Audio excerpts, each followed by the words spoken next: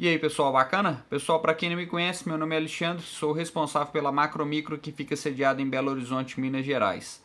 Pessoal, acabei de receber esse notebook da HP aqui no laboratório, ele é um HP 630 e ele tem um processador i3 de primeira geração M370, tem 4 GB de memória RAM e o Windows 7 instalado. Segundo o proprietário, a máquina está desligando quando ele executa algumas tarefas, né? E até em alguns momentos, em tarefas básicas, a máquina tem desligado, né? Então, nesse caso, a gente vai fazer um diagnóstico na máquina, tentar identificar esse problema, né? Passar o orçamento para o cliente e ele autorizando, a gente vai realizar o serviço na máquina. Pessoal, vou passar aqui alguns dos motivos que pode fazer um computador ficar desligando, né? O primeiro deles é temperatura. Se a máquina estiver trabalhando numa alta temperatura, a máquina pode desligar para evitar um dano, né, nos componentes. O segundo pode ser uma falha no hardware, né? Pode ser falha na fonte, né, no carregador de energia ou alguma outra falha na placa-mãe do equipamento que está fazendo, né, com que ele desligue, né? E por último, uma falha em sistema operacional que é muito difícil. Eu coloquei aqui para falar para vocês, mas assim, é praticamente impossível de se acontecer uma falha no sistema e ficar fazendo a máquina desligar. Pode acontecer, mas é bem difícil mesmo. Nesse caso, eu abri o programa WIDA64, que é um software que eu uso para fazer um teste de estresse na máquina, né, que eleva, né, o processador e a sua memória em 100% de uso, e dessa forma a gente consegue observar qual que é a temperatura que a máquina está atingindo e se ela está ficando, né, ligada durante o teste. Só da gente abrir aqui o WIDA64, eu já notei que ele identificou CPU throttling detectado, né? Então já indica que esse equipamento ele pode estar trabalhando com uma temperatura muito alta e é um dos motivos pelos quais podem estar desligando a máquina, né? Aqui a gente consegue ver as estatísticas que um dos núcleos, sem a gente executar tarefa quase nenhuma, ele já atingiu 77 graus. Não significa nada, né? Até porque esse processador de primeira geração ele esquenta bastante, mas tem outros pontos também que eu gosto de observar. A saída de ar quente na lateral, aqui eu quase não sinto a saída do ar quente, então essa passagem de ar deve estar obstruída e a pasta térmica também deve estar totalmente ressecada, né?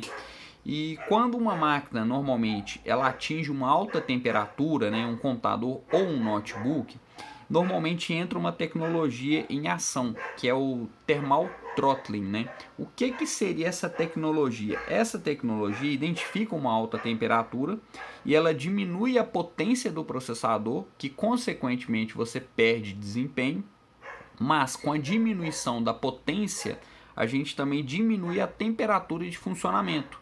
Então essa tecnologia é feita para manter a máquina ligada e você continuar utilizando o computador, mas se ela está sendo executada, indica, né, que pode ter algum problema com o equipamento. Então é uma tecnologia que já existe tem bastante tempo e ela está presente em praticamente todos os notebooks e computadores. Eu vou iniciar aqui o teste rapidamente para a gente ver qual que é a temperatura que ele vai atingir e se vai aqui, ó, ele já está detectando o throttling, 26%, 16%. Então assim, já está indicando o throttling, eu não vou nem dar sequência no teste. Até porque a máquina pode desligar e eu não quero, né, para evitar uma falha de sistema operacional. Então o que a gente vai fazer? A gente vai passar para o cliente que é necessário fazer uma limpeza interna na máquina e se somente a limpeza interna resolver o problema, ele vai acertar somente o valor da limpeza interna. Se a gente encontrar algum outro problema no equipamento, a gente vai passar um novo orçamento para ele. Ele autorizando, eu vou mostrar como que estava a parte interna do notebook, né? A parte do cooler, pasta térmica para vocês. Eu não vou mostrar a desmontagem nem o processo todo, mas eu vou mostrar como que estava internamente o equipamento e também depois da limpeza um novo teste de estresse na máquina para vocês verem ela funcionando perfeitamente. Pessoal, com o notebook desmontado, a gente consegue observar que a pasta térmica dele já foi trocada. Não sei se foi uma ou duas vezes, mas a gente consegue perceber pela experiência que não é uma pasta original. E aqui no cooler a gente consegue observar no dissipador, né, na verdade, que a passagem de ar está tampada. Vou remover aqui, ó, para vocês verem como que deveria ficar. E o cooler também está com acúmulo de sujeira. Então a gente vai fazer toda a higienização dos itens, né, tanto da placa quanto do cooler, dissipador. Vamos aplicar uma nova pasta térmica no processador e vamos montar a máquina para realizar uma nova bateria de testes. Pessoal, como vocês viram aí na parte anterior do vídeo, a passagem de ar estava totalmente obstruída, a pasta térmica também já tinha sido trocada. A gente realizou todo um processo de higienização dos componentes, limpeza, lubrificação, troca da pasta térmica. Montamos o notebook novamente e estamos agora fazendo um novo teste de estresse. A máquina já está ligada há 16 minutos, né, e 27 segundos. E aqui a gente consegue observar temperatura máxima 77 graus, 78, 79. Então a temperatura se manteve, né? Mas quais foram as diferenças? Agora a máquina não tem throttling, o processador, né, não está sendo necessário a diminuição da sua potência. Com a tecnologia do throttling eu consigo sentir uma vazão de ar muito forte e eu consigo perceber que a máquina está estável, né? Que ela está já há 16 minutos e não apresentou nenhum desligamento. Então o notebook, o maior problema dele estar desligando era exatamente a passagem de ar que estava totalmente obstruída e a pasta térmica que provavelmente já não tinha mais uma durabilidade, não tinha mais uma eficiência, né? E com essa limpeza que foi executada, o notebook voltou a funcionar perfeitamente.